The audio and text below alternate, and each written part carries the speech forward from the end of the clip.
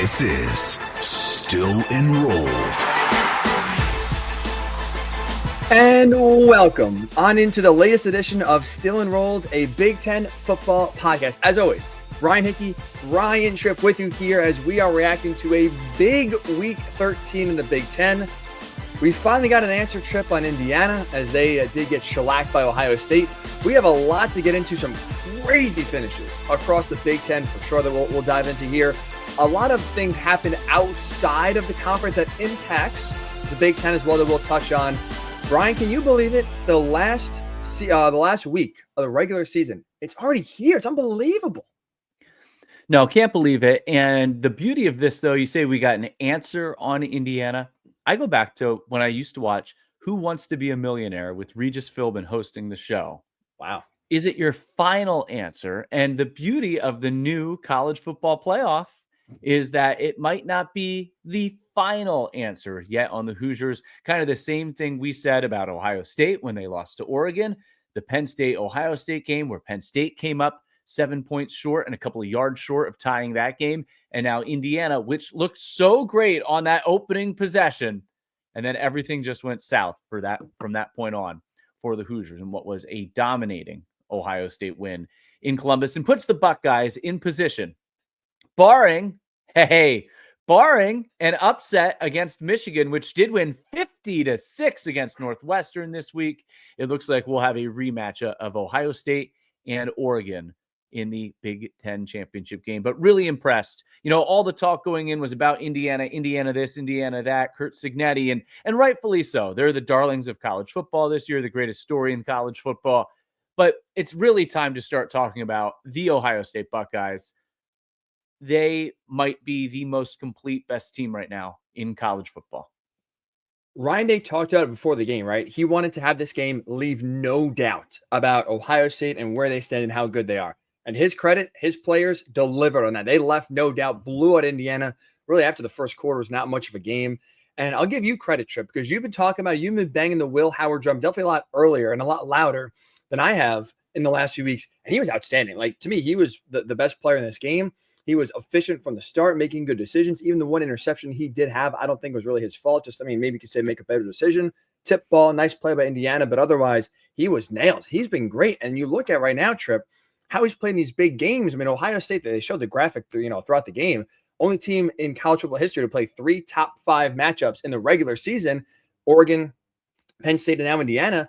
And really, outside of 1 or 2 throws, he's been tremendous in all 3 of these games. Like, you look at his combined stats in those 3 games, 78 completion percentage for 709 yards, which is averaging about 236 yards per game, 8 total touchdowns, 3 turnovers, and the Buckeyes have averaged in those 3 games over 30 points per game. This offense has been led by him the biggest games, and it's a great sign going forward if you're a Buckeyes fan of what this team is capable of. And I think now it raises your ceiling again because you don't have to worry, like in previous years, of your quarterback holding you back in the biggest moments of the season. And with all of that talent around him, and Judkins and Henderson, Egbuka and Smith on that offensive side of the football, the question is, who's your leader on offense? Who delivers the personality, the charisma of the team?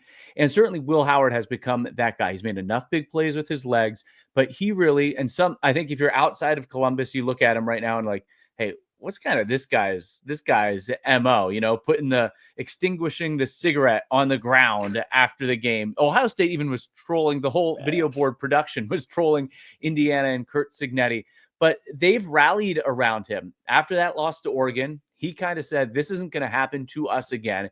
He's been the leader of that offense and a leader they need with all of the movement they've had up front. And what did Ohio State do really well in this game to allow Will Howard to have that success passing?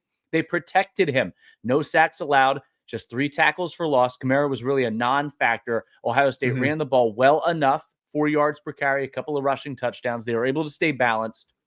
And he's been really good at being one of the most efficient passers in college football. But I think it's his leadership and then what they did around him up front. That was the big question. If you thought Indiana had a chance to win, and I don't think that was an unreasonable thought, especially with the injuries that Ohio State's had up front, they were going to have to win in the trenches.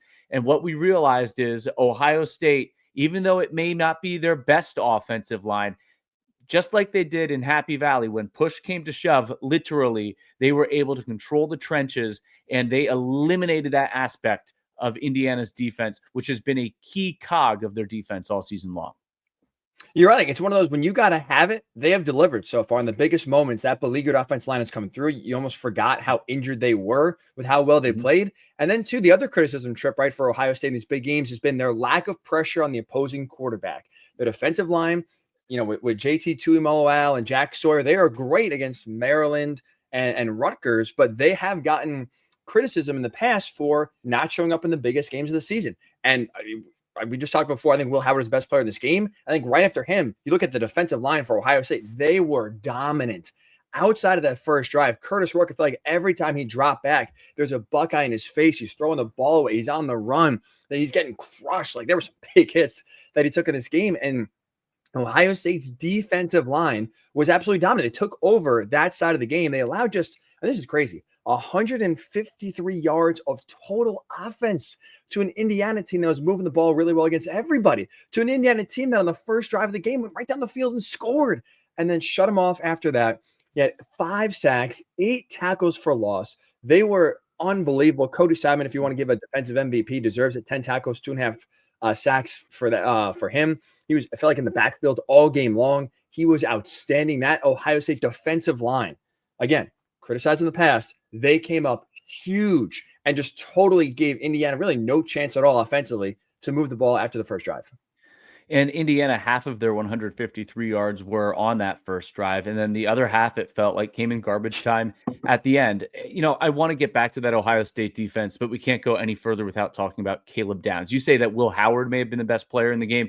Downs' punt return and some of the special teams plays as well certainly flipped this game. I think Downs may have been the best player in this game, but that Ohio State defense right now, first nationally in points per game against 10.7, first nationally in yards per game against 242. You mentioned a couple of guys. I think Cody Simon had that outstanding game. Sonny Siles is an unbelievable linebacker as well. If you go layer by layer of this Ohio State defense, this might be the best defense in the country. And when you couple that with what they have on the offensive side, I think when you watch Ohio State this year, we've become accustomed to when you have a guy like Henderson and his explosive ability, Quinshon Judkins, Egbuka, Jeremiah Smith. In the past, we've seen Ohio State win games by hitting 30, 40, 50-yard pass plays and just going down the field, and they're incredibly explosive, kind of fun to watch. This is an Ohio State team that can kind of win in any way if they have to, and they have an element of physicality to their game. What Ty Hamilton and Tyleik Williams can do as defensive tackles against the run. You couple that with Sawyer, who's been in college football forever, and JTT, guys that could have gone to the NFL, but Ohio State, because of their NIL, were able to convince them, hey, you're not going to be a first, second round pick. Come on back. We'll pay you. Come on back. Load up for this year. Same thing with Egbuka on the offensive side. Come on back. They then have veteran guys everywhere on this defense. Styles, Simon at linebacker, Downs and Latham Ransom at safety. Excellent corners, Burke, Igbinosun, Jordan Hancock. They are loaded at every level on defense, and probably don't get talked enough about how good their defense is. The stats back it up. The level of their play backs it up. But Ohio State's defense is a key reason for why they have been, if not one of the best team, if not the best team in the country, one of the 2-3 best teams in the country, right? No doubt the rest of it since that Oregon game. I think you're right. Like, when you look at the consistency and how well they play week in and week out, I would say they're the best defense in the country for sure. I think you're spot on with that. And I think, to your point, Trip, like, the difference we've seen this year compared to past years, right? Because Ohio State's always had a lot of talent, but they now feel tough. Like, yeah, I don't want to use this word soft because it sounds like they're not, want to hit or be physical, but like, we've seen Michigan, right, just flat out bully them by running the ball down their throat. And Ohio State's more defensively built and even offensive as well, right, to spread you out, beat you vertically and horizontally. They can outrun you and outflank you. But they never really had that physicality, especially defensively, in the trenches, in the middle of the defense, to cut you off. They always had the speed, never the toughness. And it feels like this year they have both. They have the perfect combination to where in that middle, and you saw it against Indiana, you saw it against Penn State, boy, you try to run against them, good luck. It is tough. They get after you. They hit hard, but they're also fast enough as well where if you want to try to outflank them, they can catch up to you for the most part. It feels like this year, Trip, for the first time in a long time, you're not only seeing a very talented Ohio State defense, but you're seeing them with a mentality, a toughness that I think previous groups have lacked. And that's why you haven't really seen this team truly get over the hump and win it all, even though you could say they have had the talent. This feels like this defense is truly different for the first time in previous years. No, completely agree with that. How did you end up watching the game, by the way? You got to take us through the wedding. So I did have a wedding on Saturday. The wedding was at 2:00, so I was able to watch the first half. In my apartment before we left, there's a local wedding, so we didn't have to travel too far. And then in the Uber to the church. And then in the second half, I was able to do the old pamphlet trick. Sat right in the middle, of the aisle, or right in the middle of the pew, middle of the church. So pretty non-assuming. Pamphlet, phone in there, kind of slid it open and just made it look like I was reading the pamphlet. At least every time I was sitting in a church, Catholic church wedding, for those who don't know, if you're standing, it was tough to watch and stand. So anytime I was sitting, had it open, watched it. Ohio State did a good job of making that second half not too entertaining. So really by the time the wedding got underway, wasn't missing too much. But yeah, a little pamphlet open, watch them, maybe just look around, make sure no one's, getting mad and enjoyed it that way.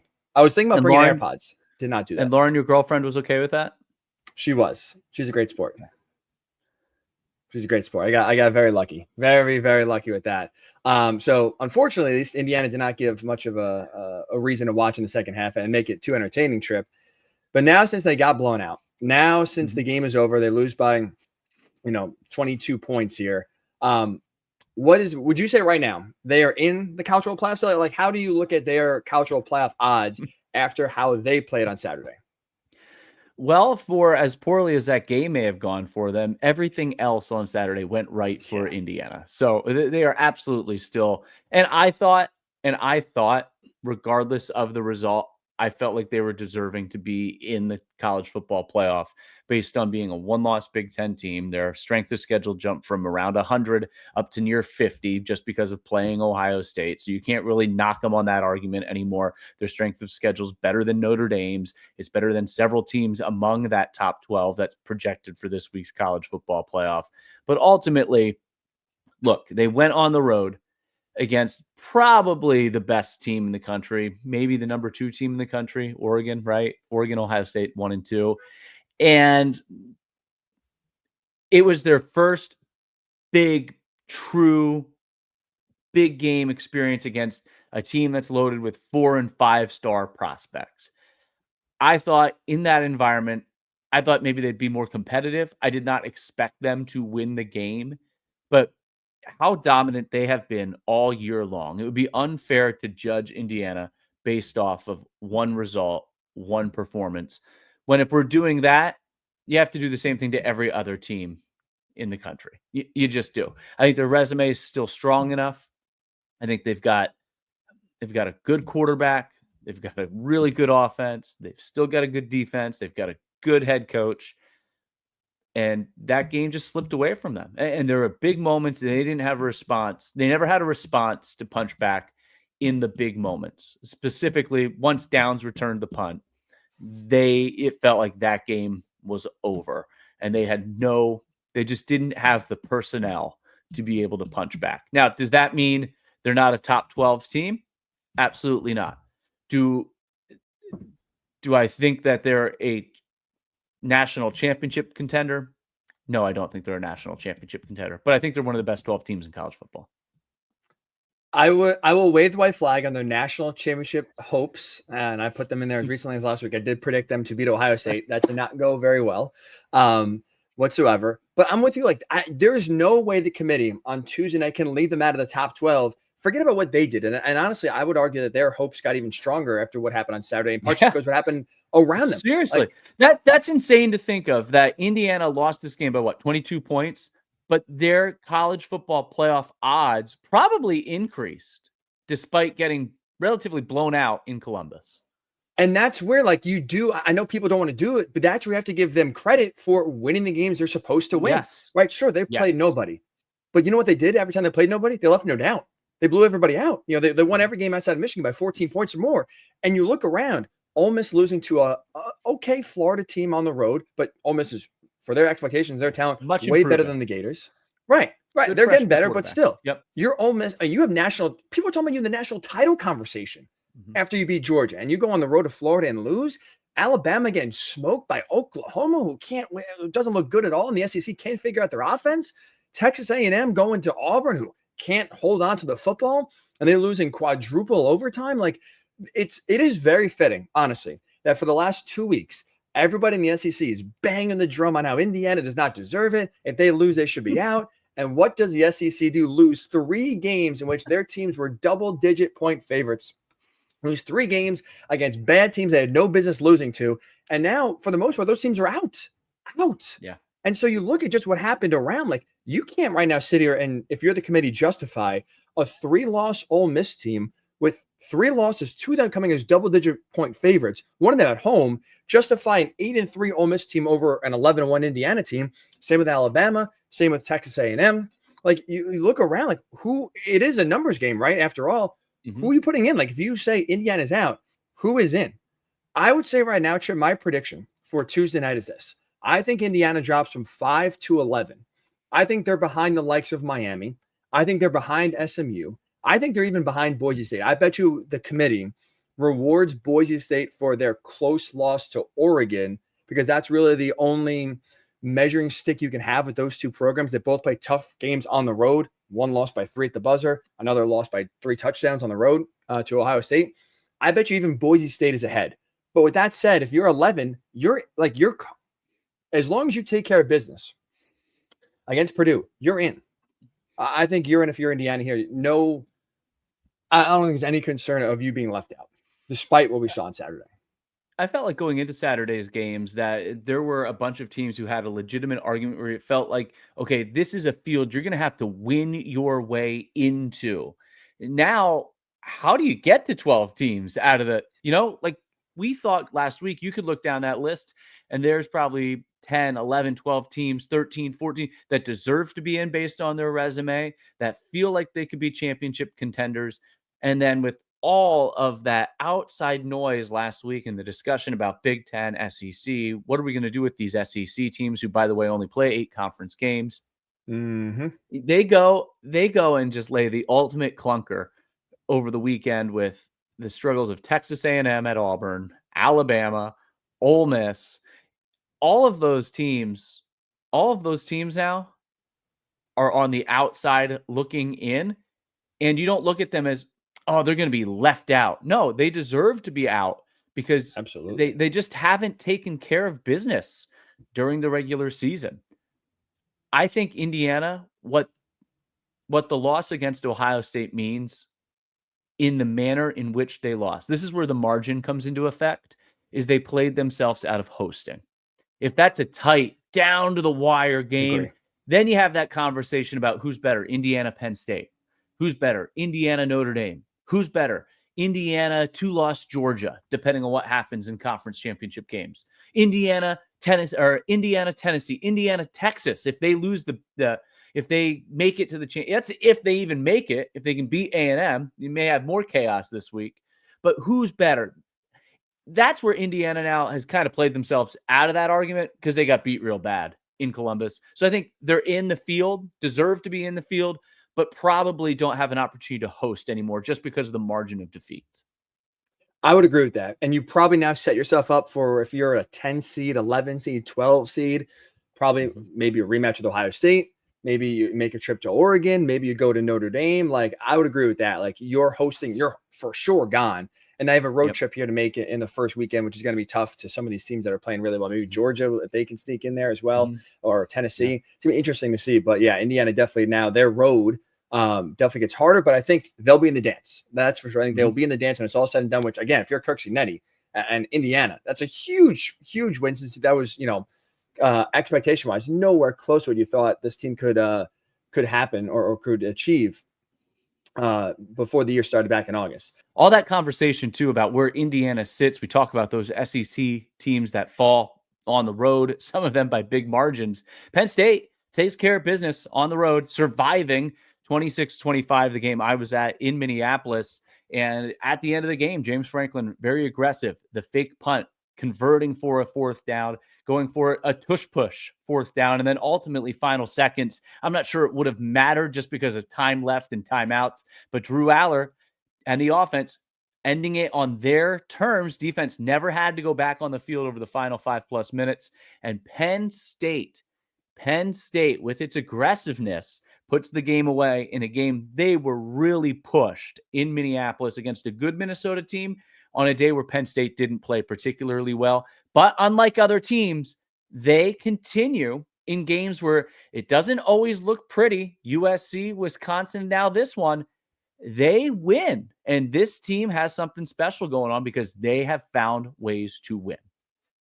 You said the keyword for me, Trip, aggressiveness. And that's why I think if you are a Big Ten fan, right? If you're any team in the country, maybe listening to this right now, and you're facing Penn State in the playoff, I think if you can see James Franklin specifically execute the aggressiveness he showed on Saturday, again now in these big spots, I think Penn State's a really dangerous team.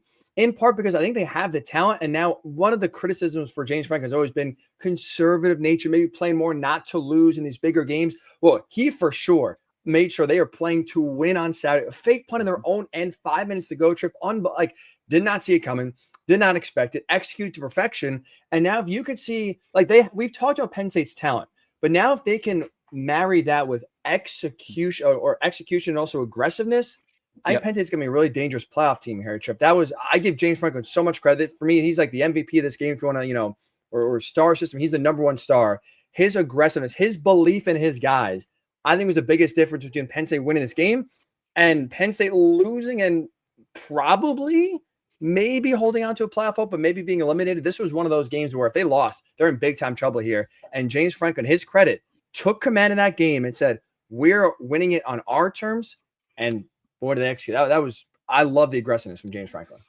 Yeah, and they're 3 or 4 score favorites against Maryland. Billy Edwards Jr. has a throwing hand problem right now. So everyone assumes at this point they go 11-1. And it felt like that drive at the end of the game was their drive. And ultimately, with the results across the country, 10-2, they still may have been in contention. But ultimately, their drive to say, we're going to make the college football playoff. We're going to host a college football playoff game. And if something crazy happens between Michigan and Ohio State, we still might have a chance at the Big Ten championship game. By the way, a debate we have to have, and maybe we'll talk about it on Thursday. Do you want your teams to play in conference championship games, or do you not want your team to play in a conference championship game? But I agree with you. The aggressiveness and where they're getting the contributions from. On that fake punt, Dom Ruley walk-on, Cooper Cousins, true freshman, Luke Reynolds, true freshman. This is a Penn State team that up and down its roster has belief. They're starting to get to that depth level that you've seen Ohio State's really, really good teams have. And I just think they made a statement to say, we're going to win it on our terms. This is how we're going to win the game. And that was a championship level drive instead of, can you hang on? I don't know. And maybe their defense comes up with a stop. They've got a great defense. Zane Durant had an unbelievable game for them. I thought he swung momentum early in that game when Penn State looked a little flat. He made some big plays, but that's what championship teams do. And that was their signature moment, that last drive, their signature moment of the 2024 regular season. And it's fitting too, Trip, because I think when you watch this Penn State team this year compared to previous years, they feel like mentally tougher. And that's a big reason why they're not winning it with style points against some of these lesser teams like they have in previous years. But you're seeing now a mental toughness in finding out ways to win against Minnesota, figuring out ways to beat USC, figuring out a way to win against Wisconsin, which we saw them push Oregon with a backup quarterback for the entire second half, which you're losing. They have won these games not in the sexiest fashion. You look at the box score, it's not blowing you away. Yeah. But what they're doing is finding different ways to win late. It feels like outside of Ohio State, the Ohio State game, they're always making the right play, the winning play, and kind of dictating the game on their terms. This feels like a different Penn State team than previous years, in large part because they feel mentally tougher than they have in previous years. And I bet you that's part of the reason. We can go to James Franklin's brain here, Trev. I bet you that's part of the reason why he felt comfortable in calling a fake punt in his own end with 5 minutes to go in a game which you're winning by 1. And if it fails, you put Minnesota right there in the middle of field goal territory with a chance to take the lead or win the game. I bet you that's why he felt confident. And I bet you this time last year, that fake punt's not being called. But I think the belief that you're seeing in his guys, in part, is because this overall team, they don't panic when things get tight. It feels like they rise and play their best when a play needs to be made on either side of the ball. Yeah, I think it's a demeanor and a personality of this team. I completely agree with you. Look, they were 1 for 11 on third downs in this game. They only had 2 touchdowns on 5 trips into the red zone, albeit one of those was the game-ending drive at the end of regulation. They only got 6 points off a couple of turnovers. Minnesota ran the ball pretty well early in the game with Darius Taylor.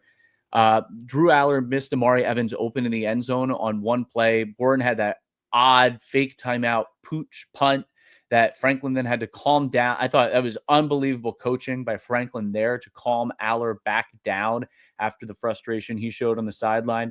But to have a blocked punt end up in 7 points for Minnesota, a blocked extra point, 3-point swing where you felt like you're going to be tied going into halftime, all of a sudden you're down 3. All the ingredients were there for a Minnesota upset. Playing with the lead most of the game at home, crowds kind of getting into it. But Penn State, to your point, they never panicked. And then when push came to shove at the end, they had the belief to, you know what? They can't stop us. We're the better team. We're going to go down and end the game on our terms. I think that's a big time statement for them. Again, James Franklin now, I think, has to prove it. And this team has to prove it against the best teams, which they will get a chance to in the playoff here in a few weeks. But if they can carry that over, this team's going to be tough. Tough to eliminate. They're going to be tough to eliminate.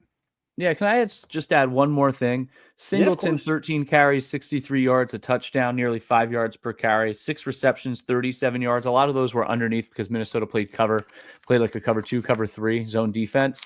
But Singleton had the type of game you started to see some of the – he didn't break one, but it felt like he was getting close to breaking one.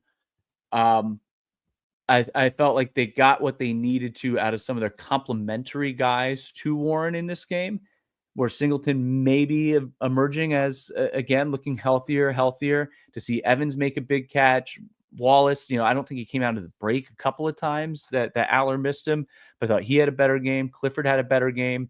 I thought you saw some things going in the right direction for other pieces of that offense, and Aller is just in complete command, and that's especially evident. Penn State had the most success offensively when they went tempo, and that's when everything's in the hands of the quarterback. And I thought Aller was in complete command of that game for Penn State offensively.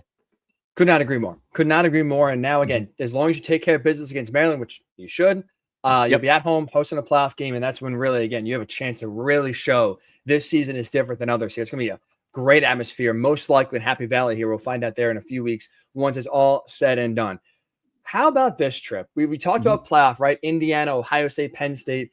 For some teams and some programs, just making a bowl is good enough. And the drought, the streak in Lincoln is over. They have done it. Nebraska, for the first time since 2016, has punched their ticket to a bowl game. The longest drought for a Power 4 team in terms of not being in a bowl game is over. Do you know the last now who has the longest bowlish streak in FBS? You want to take any guess at who the two teams are now that Nebraska has erased themselves from that list? Well, I know one, and it's got to be UMass, which gave Georgia all it could handle. They took a lead in Athens in the first half. 21 points. Remember all the people last week in the SEC saying, "Oh, Big Ten, they won't get to midfield against Georgia." Well, I take for it. I think some Big Ten teams are better than UMass. But UMass has no problem punching it in. They have to be one of the two. They are, and UL Monroe is the other. So Louisiana Monroe, UMass, now two teams that hold the longest bowlish streak. That goes back to 2012. Now that Nebraska has at least wiped their slate clean. Congrats to the Cornhuskers, though, in all reality. You saw a great scene there. And they not only clinched bowl eligibility for the first time since 2016, they also beat Wisconsin for the first time in 11 tries. They end a long losing streak to the Badgers. Just a great, great night in Lincoln. What I love the most, though, Trip, about everything, not just how, Nebraska played, and we'll get to their offense here in a second. I love what Matt Rule said after the game, because this is one of those, like, you can get easy, oh, look at us, we got to 6 wins, the streak is over. He said post-game, this is the last time we'll be ever celebrating 6 wins. Like, that's you got to get the monkey off your back, you got to get there. But now that you have done it, I love where his mind's already out of, okay, we did it, now how can we improve and get better and raise the bar? I just think that mindset is perfect for what right now the Cornhuskers need. And I love his perspective when it's easy to get carried away in what was a great scene for celebrating a streak that lived in infamy for a while. Well, when I was sitting on the plane and I started to see videos of the Husker faithful storming the field for getting to 6 wins, it really hit me is how far Nebraska football has fallen, that it's been since 2016 Sure. since they've reached a bowl game. Because Nebraska fans storming a field for a 6-win season for bowl eligibility. But obviously, this is a big step for them. When you look at losing the 9 straight games with the attempt to get bowl eligible under Matt Rule, with everything going the wrong direction, and then you hit on it, right? The obvious thing, not only the way Dylan Raiola played in this game, they make the change at offensive coordinator, the 44 points, their most in a game for Nebraska since 2021, and scoring on 6 straight possessions before their kneel down at the end.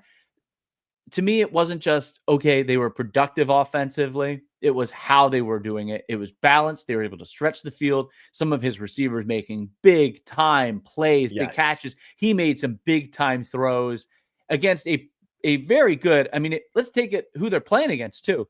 That's a Wisconsin defense that just stymied the best offense in the country to 16 points the week before. Held Oregon to 16 points. I know it's on the road, but Nebraska, 44 against that defense, really, really impressive. And how they looked in doing it was equally as impressive. Yeah, I could not agree more. Like I said, you see the improvements with Dana Holgorsen. It did feel like there was a concerted effort to have Raiola get the ball out faster. I thought he held the ball way too long throughout stretches of the season. And even last week against USC in the first game that Holgorsen was calling the plays, it felt like he was trying to play hero ball. And now it's just take what the defense gives you. Let's run the system. And I thought, again, it's not a coincidence when you're just executing and doing what the coaches tell you, score 44 points. I think it's a bright future here for Nebraska going forward here. Can I ask you something? If I told you Lock for Wisconsin was going to throw for 292 yards and 3 touchdowns, there's no way you tell me they lose that game, right? No. Yeah, I would say Wisconsin right now, or I would say, Nebraska is still looking for bowl eligibility. They're losing their 10th straight game when trying to become bowl eligible. That's it. You know what? I'm glad you brought him up. He was tremendous in this game. By far his best game. Fitting that Phil they come Longo, after Phil Longo's gone. Yeah, Phil Longo fired. Tight ends coach Nate Letton ends up calling plays, and they're playing without Will Pauling, their top receiver. And Wisconsin actually puts together a pretty good game offensively. You figure 25 points, that typically gives them an opportunity to win a game. They're doing it without Hunter Wooler on the defensive side. So it's a big loss. But I think, what happened to Wisconsin's defense? Tip your cap to Nebraska, but what happened to their defense? All of a sudden you get what you're looking for on the offensive side. And Wisconsin, they're in the same spot Nebraska was last week. Just why? They have to win to avoid their first losing season since 2001. And why? What keeps going wrong? And Luke Fickell, all of a sudden, when it looks like things are starting to creep in the right direction, something else just goes wrong for the Badgers. That was interesting too. JJ Watt on social media was basically calling out the toughness of Wisconsin's defense and asking basically what the hell's going on. I can't say he's wrong. Again, Nebraska's offense was struggling to figure things out and figure out what they are. And you just walk in there and allow them to run and throw all over you. There was really no stopping them whatsoever. I'm with JJ. And it's like you said, Luke Fickell, defensive-minded guy, right? And just to see that defense get absolutely just embarrassed. Where's the toughness? Where's, the game planning and the execution? If they lose next week at home to Minnesota, this is going to be a long offseason here for Luke Fickell. He's got a lot of questions to answer. Any sort of belief is going to be, for the most part, gone, right? All the benefit of the doubt is gone. You talk about the importance of obviously this was huge for Nebraska, right? Get over the hump, get 6 wins. It's almost equally as important right now, equal amount of pressure on Luke Fickell. Like you said, they haven't had a losing season over 20 years. You can't be the guy when you're trying to turn the program around to get that low. This next week, Wisconsin, Minnesota, huge game, clearly. No, that's a great point. Let's shift to Illinois and Rutgers in one of the wildest endings that you will ever see. On the graphic, you say pandemonium in Piscataway. So Illinois, if you didn't see the game, and who's going to watch, right? Illinois and Rutgers, not exactly a sexy matchup in Piscataway. You got a lot of other big games going on across the country, but 2 Big Ten teams with a winning record. You don't get a ton of those matchups every single day.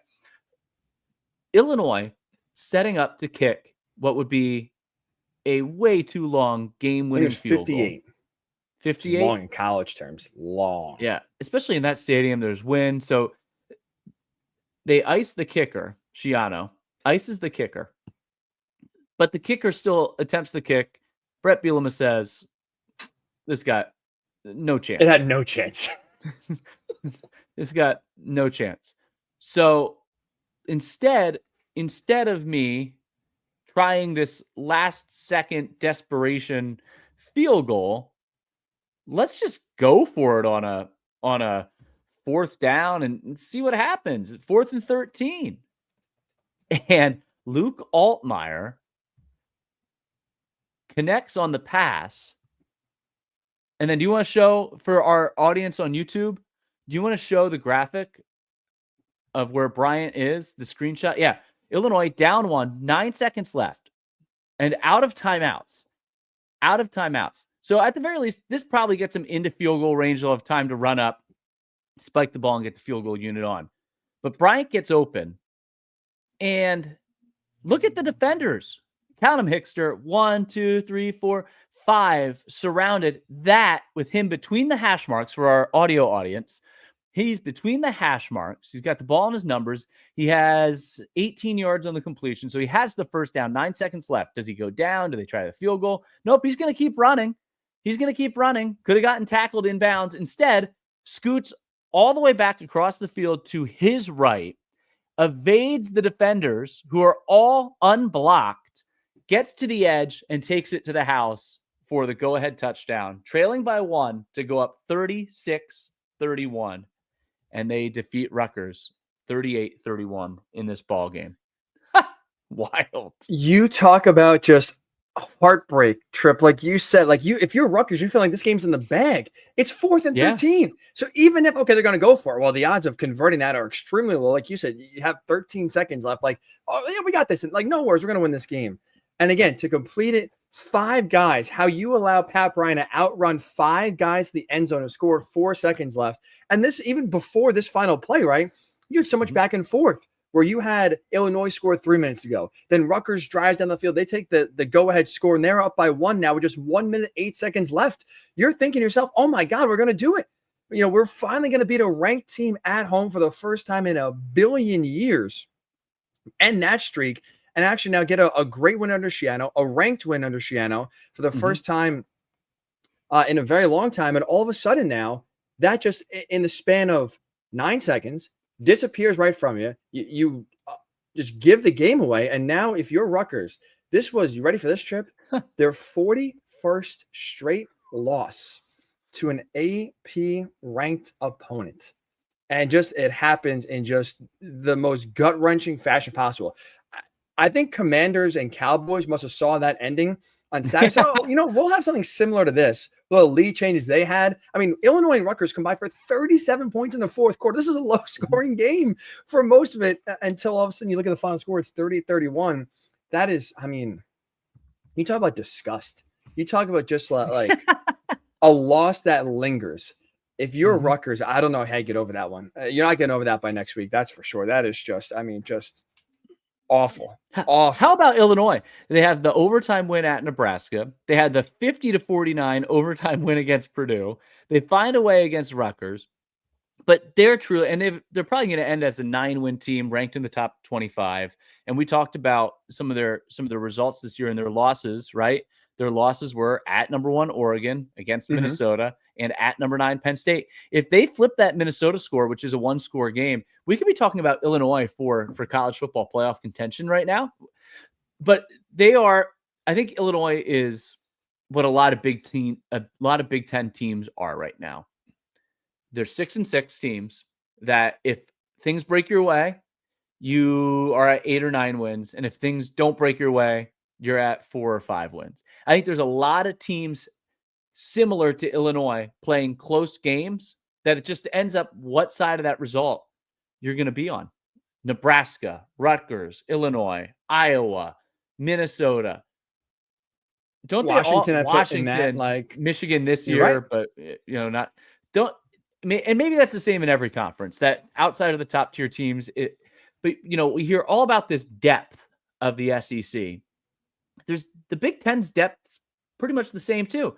where you have a lot of teams that on any given day, if things go their way, they're going to be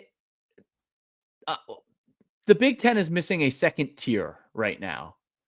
But man, there are a lot of teams that are 6-6 type teams. If things go their way, they're an 8-9 win team. And if things don't go their way, they're a 4-5 win team. It just, I don't know. I don't know if that's a fair observation, a random observation, but it just popped in my head thinking about their schedule and how they got to where they are. USC's in that mix. UCLA might be in that mix. That feels like every Big Ten team. And maybe that's the parity of the conference. Maybe it's the parity of college football. Maybe that's the way we're trending with these 18-team mega conferences. But that's kind of the definition of Illinois' season right there. Not good enough to beat Penn State. Not good enough to beat Oregon. But good enough to beat everyone else. But it's not always going to be pretty. Might need a little luck to beat everyone else. I think to highlight your programs, I would agree with it for the most part. Like, even go back to Friday night, Michigan State and Purdue, two of the worst teams in the conference. And look, Purdue's winless in the conference. That they're going to finish winless in the conference. But they made a second half comeback and nearly was able to upset the Spartans on the road on Friday night. And so, I think there's a clear divide, right? The top three teams, Oregon, Ohio State, Penn State, right? Then there's a line. I think you can now put Indiana. I would say they're in a tier by themselves, where maybe they're not at that elite level, but they're also better than everybody else. And then if you look at tier 3, 5 through 18, to me, it's just one jumbled mess. You can literally put any of those teams on a field together, and I think you could say any of the teams can beat. Purdue, I think, has a chance on a great day. They could beat, I don't know, Iowa. We've seen, they went on the road to Illinois and lost in double overtime, went for 2 and almost got it. We've seen Michigan State beat Iowa. Those teams 5 through 18. There's not one team that's great, elite, but there's not one team that's just a walkover and an easy W. Again, Purdue's the closest, but we've seen Purdue play some tough games and push some opponents. I think it is a ton of parity in the Big Ten, which I think maybe sometimes if you're a national audience, maybe it knocks it down. Look at this, Purdue stinks, or look at Iowa, they lost to, Michigan State, they stink or whatever. But the conference really is very even. Yeah, I just made fun of who's going to watch Illinois Rutgers, but it's actually one of the better matchups that you'll have in the conference all year. Two teams that are both bowl eligible, and Illinois that's going to end 9-3 probably in the Big Ten because Northwestern is their last opponent this year, and Northwestern just lost 50-6 to Michigan. Michigan bowl eligible, 3 straight wins against Ohio State. Can they make it 4 though? 50 points in a game. This is a Michigan team that has been so bad offensively this year. Can we read into anything about them getting 50 points, putting a 50 spot on the board against Northwestern? Reading into next week against Ohio State, no. But I don't think it's a coincidence, Trip, that you put up your best offensive performance of the season. The same week you land the number 1 quarterback in Bryce Underwood, and now all of a sudden receive a shot in the arm of adrenaline, now into pumped in this program about the future. Now that you're able to flip a guy who was 20 minutes away from campus, the number 1 quarterback in the country now comes or decommits from LSU, now coming to Michigan. I think you see a different re-energized Michigan program. Now it happened after we recorded the pod on Thursday. That's a huge get for Sherrone Moore and the future of this team. I don't think it's going to impact Michigan next week against Ohio State. I think right now, again, Ohio State's just a different, more tough program. They're just light years better than Michigan this year. But you talk about turning it around. We kind of questioned right over previous weeks, where's Michigan going? Can Sherrone Moore galvanize his team and inspire and get a transfer portal quarterback and get enough offense to kind of rebuild what Jim Harbaugh had? And I had a lot of doubts. You see how this team played. And now all of a sudden, if you are able to convince like you did, the number 1 quarterback, number 1 player in the 2025 class. Hold on. Your school. Hold up. Money speaks. $10 million. Sure, but is LSU poor? Well, if the money's similar, right? He's been committed to LSU for a year, I'm assuming. But money talks. He's staying at LSU. No, it absolutely does, for sure. But it's also not like, you robbed, for lack of a better term here, you didn't rob Michigan State, right, of this quarterback. You didn't just blow, the money out the, didn't blow them off out of the water with an offer that, some of these programs just can't match. LSU absolutely has the donors and the funding to match whatever Michigan was offering. If in fact, let's just call it $10 million. I don't think LSU has a problem matching that for the number 1 guy in the country. I think if you're Michigan, I think it partly is money, but I think partly also is a belief. I'll say this. I read a profile about Bryce Underwood, and his parents basically raised him, and like it was like identified at an early age. Like, this is what he's going to do. He's going to be a quarterback. Like, this is where like his future is going to be. I don't think he's going to Michigan just because he's getting $10 million. Like how they've approached his entire career has been development, getting better, next level. I don't think he's picking Michigan over LSU. If he doesn't actually truly believe the Wolverines give him the best chance to go to the next level, I don't think he's choosing it just because he's getting $10 million. Because I think he sees the bigger prize at the end of the road, which is an NFL contract, a second NFL contract. And hey, if LSU can develop me better than Michigan can, I may make less money in the interim here by going to LSU over Michigan, but I trust him going forward. I think he believes right now in Sherrone Moore to get the best out of him, and I think that's why you saw the commitment or the flip. I think you're I think when you look at in LSU, Brian Kelly chanting Brian Kelly, fired Brian Kelly at the LSU game this week. Jaden Daniels and the transition, albeit it hasn't been as smooth the last couple of weeks, but the transition he's made to the NFL.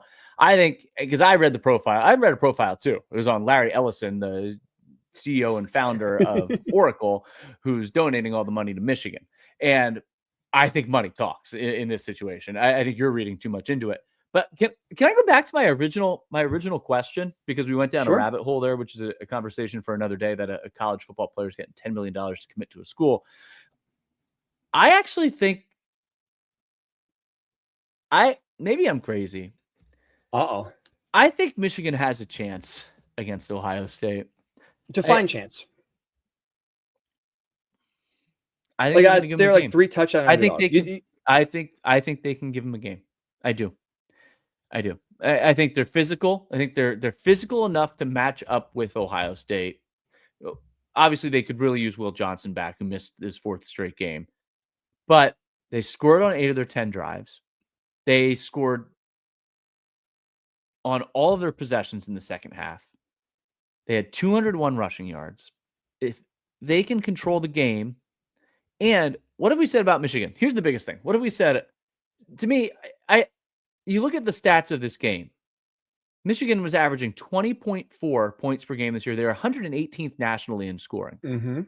But they turn over Davis Warren, feel like a jolt in the arm. They ran the ball well at senior day. Northwestern's not good. So I'm not trying to read too much into it. But Michigan, they aren't playing for a national championship, not playing for a playoff berth. It's been a season that's been very nondescript, kind of forgettable, won the national championship. Who cares, right? But what's one thing that they could do to hang their hat on this season? Like they don't have a chance for a signature moment in December and in January. But what could they do for a signature moment? And that is beat Ohio State in their rivalry game where they've won 3 in a row against the Buckeyes. I think that spread is enormous. I think it's a rivalry game, and I think anything could happen. And this gives me a little, if I'm a Michigan fan, I know it's against Northwestern, but the stats and the points that they scored, it gives me a little optimism that, okay, maybe we can play our brand of football, physical, smash mouth offense. Hopefully our quarterback doesn't turn it over and can make a couple plays, and our defensive line can dominate the way they dominated against Northwestern. I think it's got to give you a little optimism.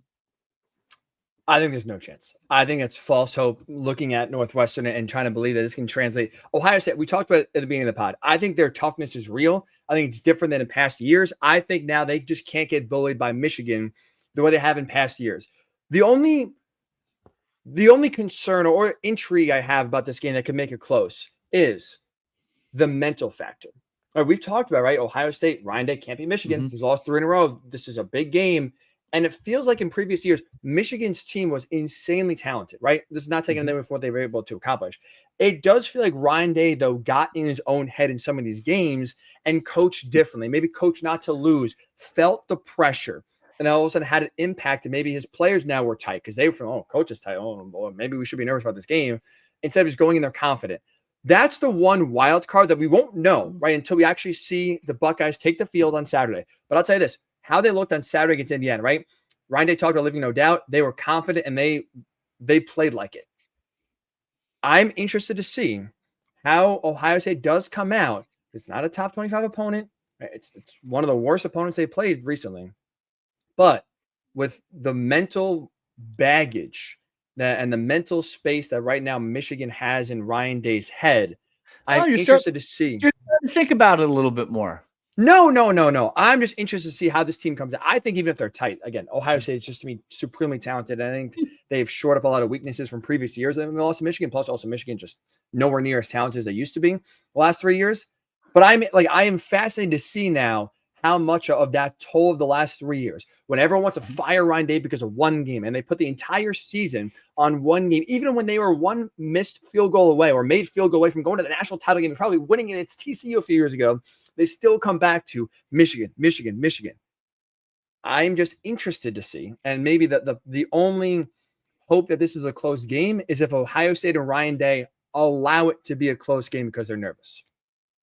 That's first 10 minutes to me is going to be interesting, fascinating to see how his composure is compared to other games. Like he's confident against Penn State, confident against Indiana. What does that disposition look like here when a team that's owned you the last few years comes to town?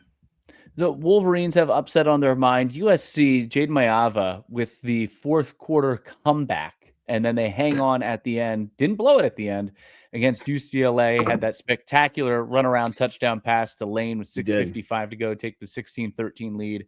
Looked a little bit like Caleb Williams on that. USC now has won a couple. They made the quarterback change. What did you think about their win against UCLA? And is there any do they have any hope against Notre Dame, which has rolled over the academies? To answer your second question first, no hope. Notre Dame right now is just playing too well. They're rolling in all cylinders. That's just me, a team that's rolling, that's on a mission. There's no overlooking USC at that point. I think Notre Dame wins handily against USC. The first part, honestly, the biggest thing is what you said. They didn't blow in the fourth quarter. Right? They've had plenty of opportunities in the past where we've seen them just give away games. They didn't do it against UCLA. That's the biggest win here. You got bowl eligible, so it's not a total disaster, although, again, no one was going into the year saying, bowl eligibility would be a good season. No, it's not. For USC, the best thing you can say is that they didn't embarrass themselves against a crosstown rival and lose another fourth quarter lead. It was a sloppy game. Offensively, they did not really get going for most of it. It was pretty ugly, but luckily for USC, that's the best thing we can say is that we're not talking about Lincoln Riley blowing another fourth quarter lead trip. Do you have any more optimism than I do about the Trojans here?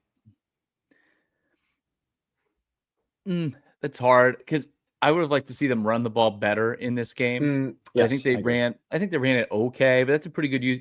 But Notre Dame's just a different defense. It's physical. I didn't see enough from Mayava in the passing game. It just, I don't know. It still looked like the same USC offense that they had when Miller Moss was in, and they just never could get on track. I think they're playing okay. Yeah, I think we're grasping for things. I think Notre Dame looks really good right now. I will say it's across the country. It's going to USC. You never know, but I thought USC would look a little flashier against UCLA than they did. It's a big win. Don't get me wrong. It's a big win for them. It's a good win for them to get to where they are at bowl eligibility and have won a couple since Mayava's come in at quarterback. But the way they did it doesn't inspire a ton of winning is important. It's hard to win. I don't want to retreat on what I said at the beginning. It's not hyperbole. It is hard to win. Mm-hmm. But how they did it and then knowing what's ahead scares you a little bit with what Notre Dame's done the last couple of weeks. Malik Neighbors of the Giants went viral on Sunday because he was basically asked, what's the deal with this offense? He goes, hey, it ain't the quarterback. That proved we made the quarterback change. Offense still stinks. It ain't the quarterback. I want to use that quote here for USC because it does kind of feel like when you watch this game, it feels kind of a lot of the same things we're talking about. Like you said, they struggle running the ball. They have so many talented receivers to where it's like they should be getting so much more offensive production consistently. And Mayava had a nice little boost against Nebraska, came down, back down earth a little bit here against UCLA. It's not a slight on UCLA's defense or their team, but it does feel like now this entire season, USC has so much more meat on the bone offensively that they just keep on leaving there and not taking. And it goes back to steal what Malik Neighbors said. It doesn't feel like it's the quarterback's problem. It feels like I think Lincoln Riley kind of showed you in this game. We talked about there's so many bigger problems than quarterback that starts with him. They were scoring points last year, but it felt the same way. Like, well, what could have been? He had Caleb Williams. What could have been? Right. it feels like that's kind of the stigma of their program right now. And I think you make a great comparison. USC might be able to beat the New York Jets, or the New York Giants, but that they might be able to beat both of them, to be quite honest. That's true. But I think it is a good comparison. Oh boy. Oh, congratulations to USC. That is for sure. All right, Trip. I think that'll do it here. Unless you got any closing words for a final Week 13 recap. No, we already did Friendsgiving, so I'll have some pre-Thanksgiving Friendsgiving leftovers. Then Thanksgiving. Oh, that's right. How was the cooking? You were in charge of the cooking? It came out great. Corn casserole, potato casserole. Roommate made really good spinach and artichoke dip. We never got a turkey. Instead, we got rotisserie chickens and pulled the meat off the chicken and gave that out for our meat. A couple desserts, ice cream cake for the birthday boy. It was a good time. No, it was awesome. Have a lot of leftovers though. They're going to carry me through until the big day on Thursday. Yeah, I was well fed. It was fun. No, it was fun. I enjoyed it. I'm glad you had no Thanks turkey. for asking. Of course. I feel like there's a movement recently here where more and more people are having less and less turkey. It's the right move. Turkey's not very good. And it feels forced. Oh, you got to have turkey at Thanksgiving. Well, why would you want to eat meat one day a year do you have a lot of turkey throughout the year, Trip? No. Oh, thank God. I was going to say that whole point went out the window. I feel like, I have it once a week. But like, that's like, I'm good for you. You're taking a silent stand here. Rotisserie chicken, that's the move. I'm a picky eater. I only eat chicken. Same. I'm very picky. We had Friendsgiving on Sunday. A bunch of my friends. My plate was mashed potatoes, stuffing. I took a little bit of broccoli casserole and a biscuit. I like a bite of ham, but I'm very picky. Thanksgiving is not one of my favorite holidays. The food is overrated. That's a different time for a different pod. That'll do it for this edition of Still Enrolled, a Big Ten podcast. Make sure you subscribe. A couple of Black Friday games coming up. I love that. That Black Friday is quickly becoming one of my favorite days of the year. When you have some good solid but not great matchups, so you have an excuse to sit on the couch all day, just relax. It's a free day. I love it. I cannot wait. See how much money your girlfriend's spending shopping.